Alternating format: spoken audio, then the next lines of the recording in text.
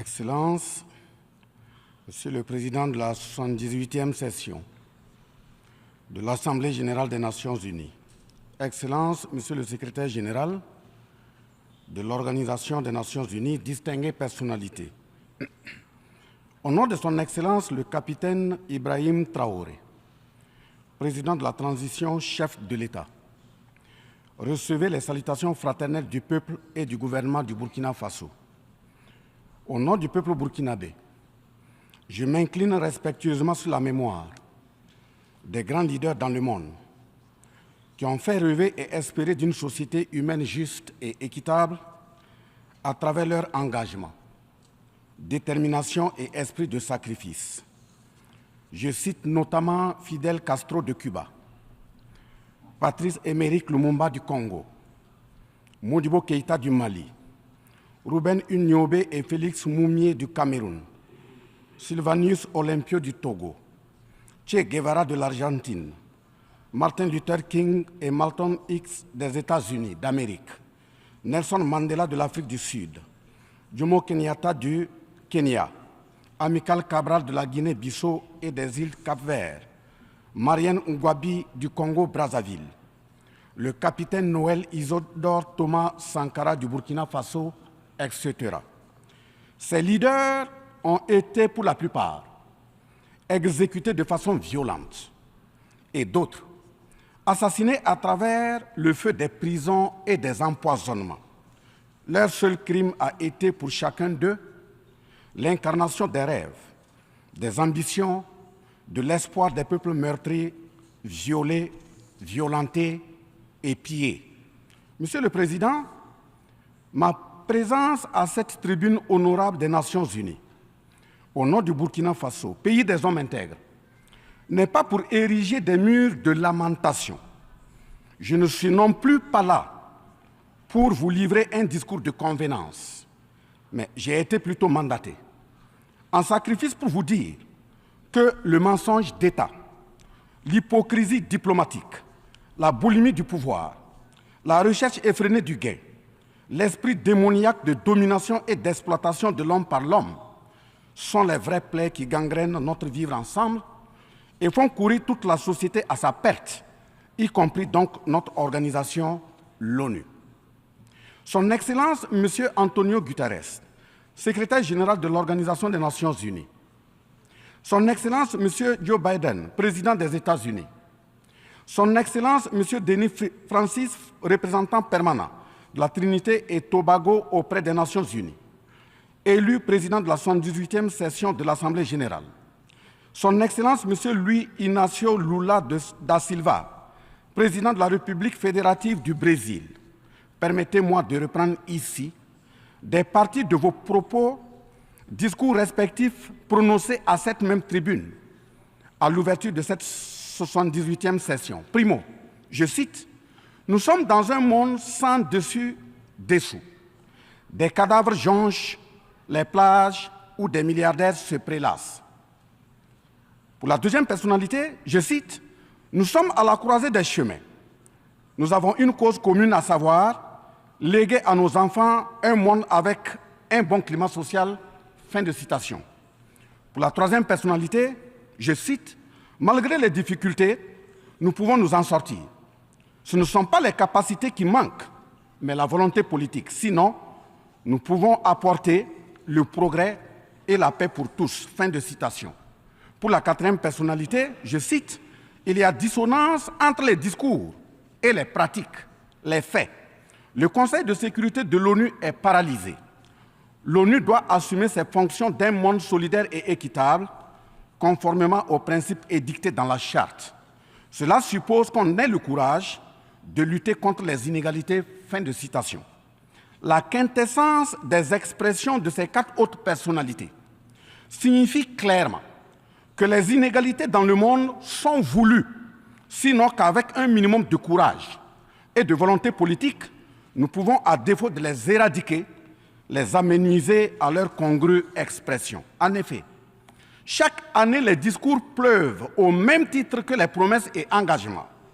Les preuves de la dissonance entre les discours et les faits sur ces questions de principe contenues dans la Charte de l'ONU dont la justice, l'égalité, la dignité, l'intégrité, le droit à l'autodétermination, la souveraineté des États, l'inviolabilité du territoire et le respect du droit international sont ce qui se passe en Libye, dans le Sahel, précisément sur le Niger, et sur la crise entre la Russie et l'Ukraine. D'abord, en Libye, suite à cette catastrophe diluvienne, des milliers de voix ont été fauchées, des milliers de vies donc ont été fauchées, pour badigeonner nos consciences de tranquillité transparente. Chaque nation se précipite pour présenter sa compassion, sa solidarité. C'est certes pour donner l'impression que nous vivons en société et que nous défendons des valeurs. L'honnêteté intellectuelle recommande et l'histoire des consciences nous reflète que nous devons présenter nos sincères excuses au peuple libyen pour avoir été, collectivement et individuellement, par passivité condamnable ou par complicité active et inacceptable, aux côtés des bourreaux qui ont été la première catastrophe anthropique en Libye. C'est cette catastrophe qui a mis la Libye à genoux en la saccageant et tuant son guide avant que les eaux de déluge ne viennent l'endeuiller davantage. Et malheureusement, à la tête de cette catastrophe humaine était l'ONU sous la résolution 1970 et le silence coupable, voire la complicité de la CEDEAO et de l'Union africaine. Cette macabre intervention, avec la France de Nicolas Sarkozy en tête, a liquidé le guide libyen, le colonel Mouammar Kadhafi, le 20 octobre 2011. Si les condoléances au peuple libyen avaient un minimum de bon sens et sans hypocrisie, cette diplomatie macabre n'aurait jamais lieu autour du cas du Niger pour y créer une Libye bis. Ensuite, pour preuve que les relations internationales sont teintées d'une haute hypocrisie diplomatique, dénudées de conscience, de morale, de dignité, d'intégrité, de justice, donc de paix, ce sont encore les mêmes gesticulations dans un aliment scandaleusement mortifère qui s'agitent comme des fauves autour de leur proie blessée pour la dévorer.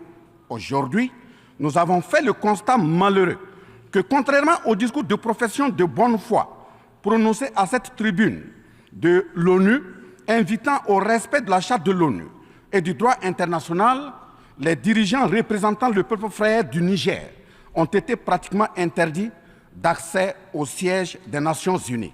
Le Burkina Faso condamne fermement cette manœuvre sordide qui relève de pratiques moyenâgeuses. Cela ne peut évidemment se faire que par des esprits en perte de valeurs essentielles pour toute vie harmonieuse en société. De ce fait, nous renchérissons pour dire que l'ONU ne doit en aucun cas être un instrument dans les mains d'un quelconque pays. Les leaders panafricanistes qui se sont battus pour l'unité africaine, nos grands-parents qui sont tombés dignement sous les balles assassines des colons, les dignes fils africains qui se sont sacrifiés pour l'honneur sur le continent et qui ont lutté férocement contre la traite négrière et le néocolonialisme, ont eu leur sommeil de guerriers perturbé pour avoir entendu qu'une poignée d'enfants égarés de l'Afrique tiennent le Niger, telle une boule de coton, à l'envahisseur afin qu'il y mette le feu. Oui, cher continent africain, une poignée de tes enfants a décidé de t'humilier et de te vilipender à travers le mensonge éhonté d'État, en commençant par le Niger. Par conséquent, je lance un appel vibrant et solennel au peuple sénégalais, béninois, nigérian, ghanéen, tchadien, ivoirien, comorien, bissau-guinéen et tous les peuples d'Afrique à se mobiliser davantage dans la fraternité et la solidarité africaine afin d'éviter que les impérialistes mettent le feu au Niger, comme le cas de la Libye. Monsieur le Président, Monsieur le Secrétaire général, distingué personnalité, j'insiste à cette tribune de l'ONU et devant le monde entier que la CEDEAO, l'Union africaine et l'ONU doivent impérativement se muer en des organisations véritables des peuples en lieu et place de structures d'une minorité de chefs d'État. Elles ne doivent pas être utilisées et instrumentalisées pour déstabiliser des pays frères en assassinant leurs leaders.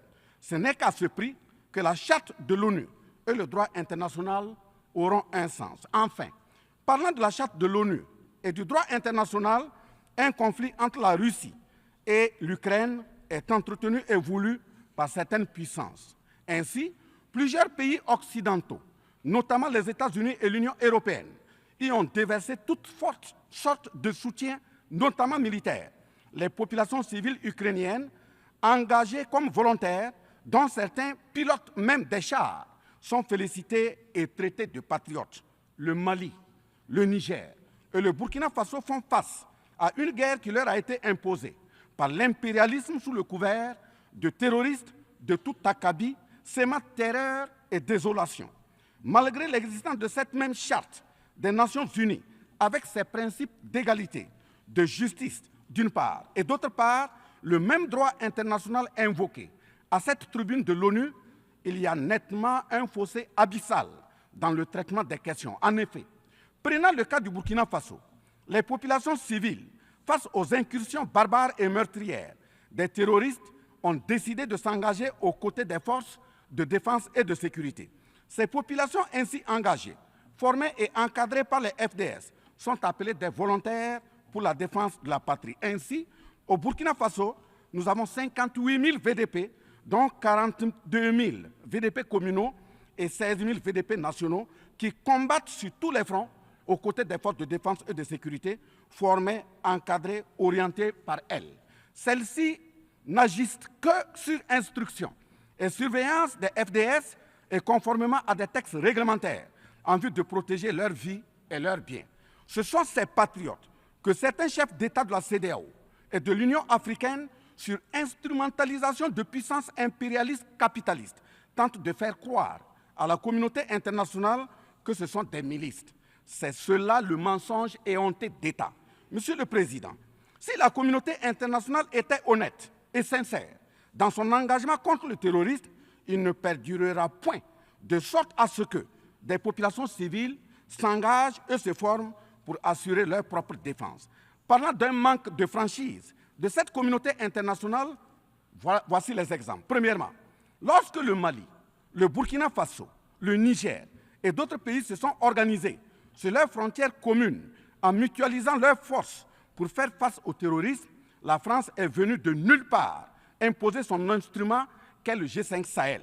Aujourd'hui, la CEDEAO, qui a subitement une force d'intervention pour établir des démocraties, a annoncé un apport de 2 milliards de dollars US. Mais à la création de cette G5 Sahel, jusqu'à nos jours, à sa vaporisation, cette CEDEAO n'a pu débourser que 25 millions de dollars, 25 millions de dollars US. Où est donc le sérieux dans la défense des vies humaines prônée par la Déclaration universelle des droits de l'homme et des peuples? Deuxièmement, le Burkina Faso subit des sanctions cyniques suite au coup d'État du 30 septembre 2022. Cette nébuleuse dite communauté internationale, sous l'impulsion de la France qui est passée par ses valets locaux en Afrique, a tenté d'abord de faire nommer un Premier ministre au Burkina Faso en vain. Ensuite, ils sont passés à l'imposition de ministres dans des postes stratégiques au sein du gouvernement burkinabé en vain. Et enfin, ils ont négocié le maintien des relations afin que le capitaine Ibrahim Traoré mette en œuvre tout ce qu'ils décideront, condition sine qua non d'une durée à souhait au pouvoir. L'ayant aussi refusé, au nom de l'intérêt supérieur de son peuple, une avalanche de mesures répressives, de menaces, de tentatives de coup d'État, manœuvres immorales sont en élaboration dans des laboratoires criminels. Et malheureusement, toutes ces manœuvres et missions macabres sont pilotées en marionnettes téléguidées par des personnages de couloir présidentiel africains. C'est ainsi que même cette fameuse initiative d'Accra, sans le Mali, n'a pas fait long feu. Troisièmement, en plus des coupures d'aide, d'annulation de conventions de formation de nos forces de défense et de sécurité, nous assistons au blocage de notre matériel militaire, commandé avec la sueur de nos compatriotes, toujours sous l'impulsion de la France.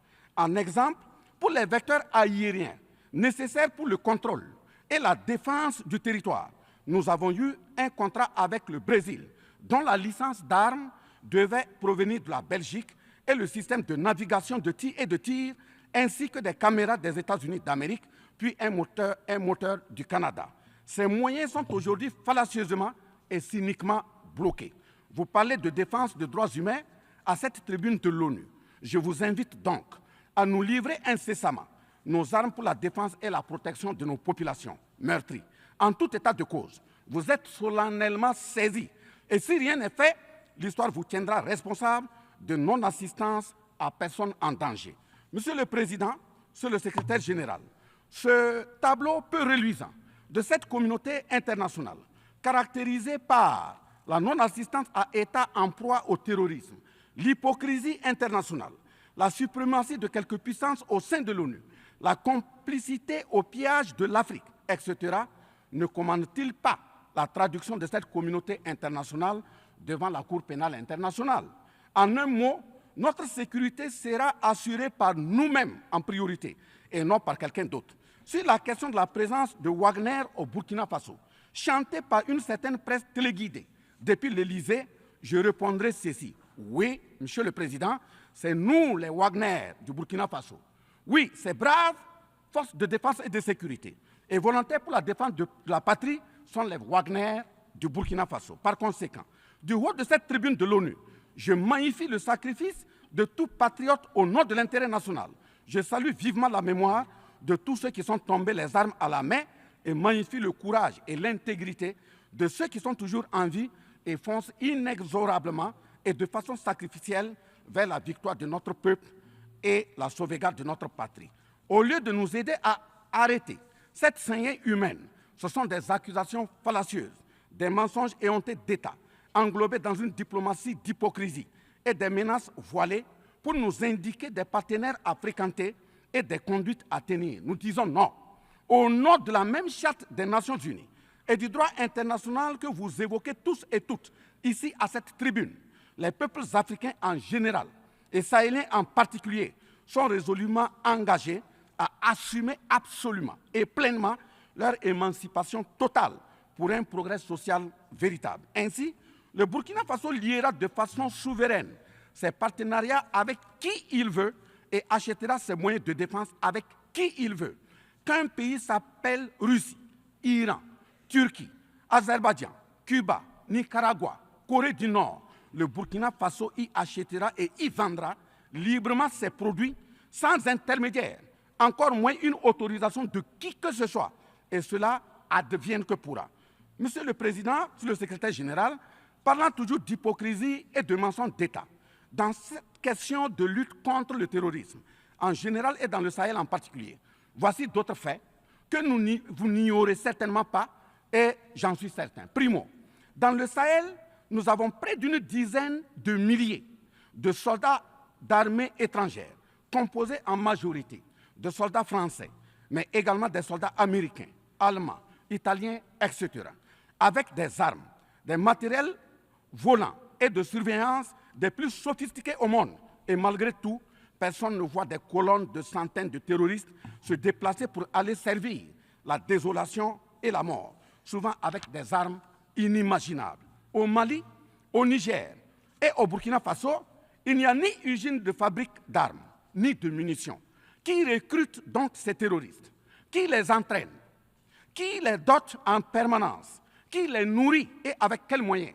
Croyez-vous à cette philanthropie au nom de laquelle des Occidentaux vont envoyer leurs militaires au Sahel mourir pour des beaux yeux des Sahéliens? Si oui, qu'est-ce qui justifie les énervements et autres gesticulations puériles et diplomatiques dès qu'on dit à la France de déguerpir militairement? La vraie raison, ce sont les ressources du sous-sol au Sahel.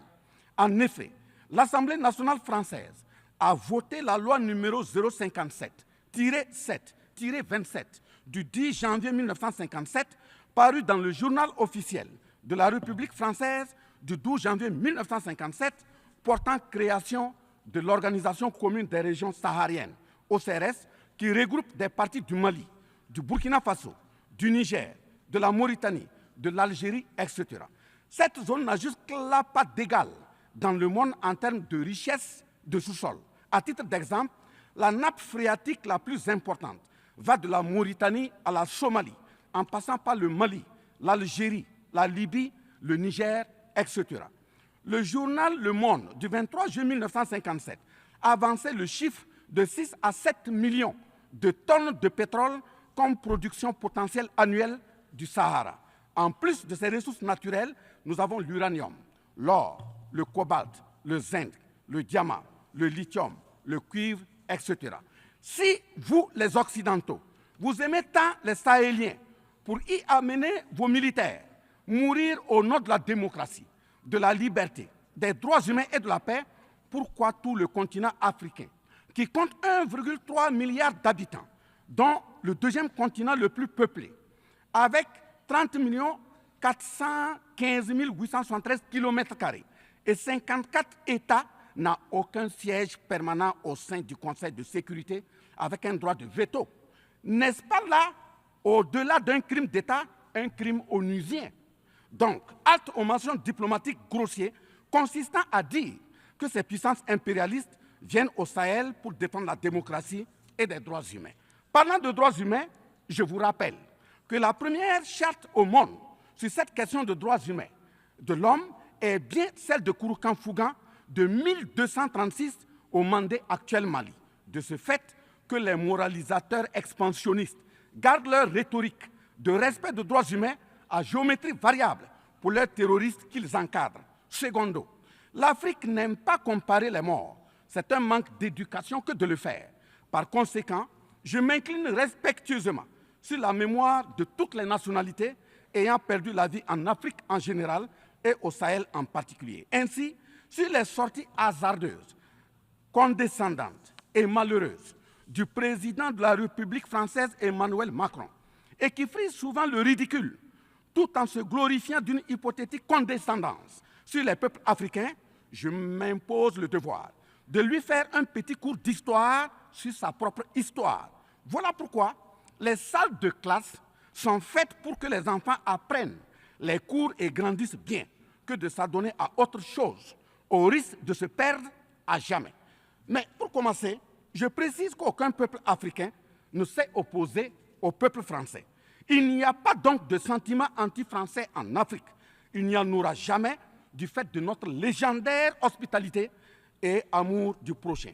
Il n'y a que les peuples africains refusent la condescendance, l'arrogance, l'insolence, la suffisance, le paternalisme, le pillage de ses ressources et le crime organisé. En effet, pour votre mémoire, M. Emmanuel Macron, d'abord, je rappelle l'appel à travers la BBC en Angleterre le 14 juin 1940, lancé par votre propre grand-père, le général de Gaulle, à l'endroit de l'Afrique pour venir sauver la France des griffes des nazis. Comme rappel, nous avons 17 000 Maliens morts pendant les 2 guerres mondiales, d'une dette de sang que la France semble avoir occultée. S'ils le veulent, qu'ils aillent dans le livre, confère livre de Bakary Kamia, professeur agrégé de l'université Sorbonne. J'ajoute dans ce même document, à la page 344, au tableau 21, les vétérans soudanais des 2 guerres. Il en résume un total du Burkina Faso, du Mali et du Niger à 82 208 combattants qui sont tombés. Et au niveau de l'Afrique occidentale française, il y a eu 154 519 combattants mobilisés, qu'ils se confèrent donc aux sources Henri Léger, rapport de fin de mission en AOF Dakar, le 13 juin 1950, archives du Sénégal, code 4 D 68, entre parenthèses 89, voire annexe 5. Ensuite, le 17 novembre 1986, François Mitterrand, président français d'alors, en réponse au capitaine Thomas Sankara, disait ceci, je cite, « L'Afrique a été pillée. J'ai parlé de matières premières. J'aurais dû parler des hommes. Pendant des siècles, on vous a exploité humainement. On a volé vos hommes, vos femmes, vos enfants. On s'est servi de vous. Je comprends votre refus, votre révolte, et j'approuve votre combat. Vous avez raison de refuser d'être un continent sacrifié. Le moment est venu où vous devez vous-même développer vos économies à partir de ces biens et de ces hommes. Et le devoir de ces pays qui ont profité abusivement du travail africain, c'est de restituer à l'Afrique une part de ce qui a été pris au travers des siècles derniers. Fin de citation. Effectivement, l'Afrique a toujours été vachement pillée, mais elle reste riche en hommes, en valeur et en richesse minière. Pour preuve, parlant de ses ressources minières, l'Afrique, c'est 30% des ressources minérales mondiales, 40% des réserves d'or, 33% des réserves de diamants, 80% des réserves de coltan, 60% des réserves de cobalt, 55% des réserves en uranium, etc. C'est pour la défense ferme de cette Afrique que la jeunesse africaine est plus que jamais debout. Monsieur Macron, avez-vous encore besoin d'un peu d'histoire pour vous remémorer? Enfin, bien avant cette sortie regrettable et donc malheureuse du président français Emmanuel Macron, il s'était attaqué, comme tant d'autres de ses compatriotes politiciens, à la maternité africaine. Et là aussi, je tiens à lui rappeler que l'Allemagne compte 80 millions d'habitants environ sur une superficie de 347 000 km² face au Congo, qui a 95 millions d'habitants sur une superficie de 2 345 000 km². Deuxièmement, la Belgique compte 11 millions d'habitants sur une superficie de 30 000 km² face au Gabon, qui a 2,5 millions d'habitants sur une superficie de 267 000 km². Troisièmement, la France compte 68 millions d'habitants sur 672 329 km² face à la Namibie, qui compte 2,5 millions d'habitants sur une superficie de 825 000 km². C'est fort de tout ce qui précède que, justement, Aimé Césaire, paix à son âme, disait, je cite, « L'Afrique est le seul continent au monde où les populations chantent et dansent et applaudissent pour ceux qui les appauvrissent, les affament et les torturent. Le malheur de l'Afrique, c'est d'avoir rencontré la France. » Fin de citation. Certes que l'Occident a violenté, volé et violé l'Afrique. Quelle est notre part de responsabilité en tant que dirigeants africains? N'est-ce pas nous, dirigeants africains, qui prêtons le flanc pour qu'on nous piétine? En effet, nous avons abandonné notre identité pour ne rien être. Nos noms ont disparu pour faire place à d'autres noms importés et qui ne collent pas à nos réalités. Il nous faut reconquérir notre culture. Nous avons singé en copiant l'Occident, en monogamie. Voilà qu'aujourd'hui, on veut nous faire croire que des contre-valeurs, des attitudes contre la nature relèvent du ressort de la liberté. Il ne sera pas question d'homosexualité en Afrique, je le répète. Il ne sera pas question d'homosexualité chez nous. Monsieur le Président, ce qui vient d'être décrit sont les étiquettes profondément malheureuses d'une ONU aujourd'hui résumée qu'à sa portion de forme, car 1,2 milliard de personnes sont plongées dans la misère. 2 000 milliards de dollars US dans l'armement. 20 fois le budget de l'ONU dans le nucléaire. Sur les questions de développement, l'Afrique reçoit du FMI et de la Banque mondiale 34 milliards de dollars contre 160 milliards de dollars pour l'Occident. La paralysie du Conseil de sécurité de l'ONU, la paralysie de l'Organisation mondiale du commerce, la montée des tensions suite au repositionnement géostratégique. L'Organisation mondiale du commerce également encore bloquée. Le Fonds monétaire international, FMI et la Banque mondiale qui fonctionnent en véritable usurier. L'Organisation mondiale de la santé qui est de plus en plus dominée par les firmes pharmaceutiques de rente, donnant ainsi une priorité commerciale que sociale aux vaccins tels que le vaccin contre la Covid-19. L'ONU qui devient de plus en plus l'ombre d'elle-même de par les tentatives de sa prise en otage par un conglomérat de puissances internationales impérialistes, brouillant ainsi la clarté et le sérieux dans ses prises de position, etc. Par conséquent, les peuples africains en général, et sahéliens en particulier, se battront vigoureusement pour que la CEDEAO, l'Union africaine et l'ONU soient des institutions au service véritablement des peuples du monde pour leur profonde émancipation et le progrès social véritable. Parce que ce sont les manquements de ces organisations, leur manque de sincérité, leurs décisions clientélistes et à géométrie variable, la couverture des tripatouillages constitutionnels avec leur lot de crimes, la promotion de la mauvaise gouvernance, le pillage, la désorganisation sociale et la corruption qui conduisent immanquablement au coup d'État, qui ne sont donc que des conséquences. Traitons donc les causes et les conséquences disparaîtront d'elles-mêmes. Mais si nous continuons avec ce jeu de l'Autriche, à la diplomatie d'hypocrisie, aux mensonges éhontés d'État, aux crimes organisés, au tripatouillage constitutionnel et à la fabrication de l'armée à la tête de nos États africains, même l'ONU risque de ne pas échapper à un coup d'État. À bon entendeur, salut. Dans ce sens,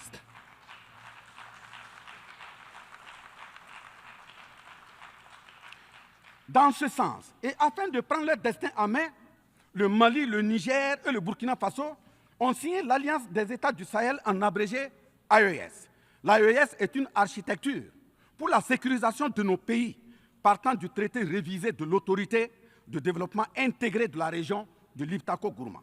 Prenant en compte la situation sécuritaire et surtout le manque de franchise dans le partenariat, il s'agit de compter sur nos propres ressources en recherchant la mutualisation de nos moyens et à œuvrer à faire disparaître les discontinuités dans les espaces de manœuvre opérationnels. Monsieur le Président, je vous signifie avec force et fermeté, dans une haute et intelligible voix que, primo, nous, peuple africain, sommes foncièrement démocrates. Pour preuve, notre attachement à la dignité humaine transcende la démocratie. Ce que nous refusons, c'est moins donc la démocratie que le piège de la démocratie qui nous est tendu. Ainsi, la démocratie électoraliste s'est avérée un moyen de contrôle de nos États à travers le jeu de chaises musicales de dirigeants très souvent imposteurs, corrompus, voleurs, violeurs de constitution, car étrangers au seul intérêt de nos États africains qui vaillent. Secondo, nous, Africains, sommes-nous aujourd'hui reconnus dans notre dignité d'homme, au sens de un homme égal à un homme? La réponse assurément est non, au-delà des convenances circonstanciées, pour nous endormir et mieux nous asservir. Triste pour le continent noir, reconnu scientifiquement comme berceau de l'humanité, mais dans la réalité humilié, placé sous contrôle dominé. Des indépendances factices aux guerres fratricides, de la démocratie électoraliste aux aides biaisées, des guerres de rapine au terrorisme malicieusement fabriquées, entretenues et injectées dans nos contrées africaines, notamment au Mali, au Burkina Faso et au Niger. Il y a une seule constante, nous dominer, maintenir le pied sur notre cou, tel le cas de notre malheureux frère George Floyd aux États-Unis, ici même. Est-ce cela la démocratie? Et il se trouve des partisans de cette conception étriquée de la liberté pour justifier intellectuellement l'asservissement et la barbarie contre nos peuples en lutte pour leur dignité et leur souveraineté au nom d'un principe paradoxal de liberté qui, in fine, assassine la liberté. Oh liberté, quel crime n'a-t-on pas commis en ton nom? C'est pourquoi nous décidons désormais de dire non. Non à tous ces amis qui veulent du bien au point de nous menacer de guerre pour imposer leur amitié. Nous adapterons notre démocratie tant brandie et chantée par des loups dans des pots de bélier afin de sécréter par nous-mêmes le leadership politique adéquat pour nos peuples en vue de leur bonheur. Oui, l'émancipation totale et le progrès social véritable pour nos peuples constituent la finalité de toute action, qu'elle soit politique, économique, socio-culturelle et ou sécuritaire. Troisièmement, les peuples africains en général, et ceux sahéliens en particulier, ont découvert des chaînes d'aliénation économique, sécuritaire, socio-culturelle matérialisées en accord secret avec la France et sont engagés à les casser pour leur émancipation véritable. Ce sont entre autres, premièrement, la dette coloniale. Nous n'allons pas fermer les yeux et la payer tout en laissant nos populations mourir de faim et de soif et voire de maladie. Deuxièmement, la question de la monnaie dont le franc CFA, appelé franc des colonies françaises d'Afrique, n'est pas une priorité africaine. Au plan juridique, la propriété est le droit de jouir et disposer des choses de la manière la plus absolue. Confère article 544 du Code civil français chez eux-mêmes. Un brevet est donc détenu par la France sur le franc CFA. Elle est par conséquent propriétaire du franc CFA et elle la loue aux États francophones africains. Ce qui est marrant en plus est que le biais produit par la France pour l'Afrique de l'Ouest diffère de ceux de l'Afrique centrale en valeur monétaire sous la même appellation franc CFA. Le seul document reconnaissant le franc CFA est le décret numéro 45-0136 du 26 décembre 1945, dont les signataires furent Charles de Gaulle, président du gouvernement provisoire, René Pleven, ministre des Finances, et Jacques Soustel, ministre des Colonies. Quatrièmement, la priorité aux intérêts aux entreprises françaises dans les marchés publics et appels d'offres publics, c'est terminé. Cinquièmement, le droit exclusif de fournir des équipements militaires et de former les officiers militaires des colonies, là également, c'est terminé, etc. Quatrièmement, personne n'applaudit un coup d'État. Mais si nous ignorons que ces coups d'État sont souvent des conséquences de la mauvaise gouvernance, et des tripatouillages constitutionnels pour s'offrir des mandats supplémentaires. Il y en aura toujours.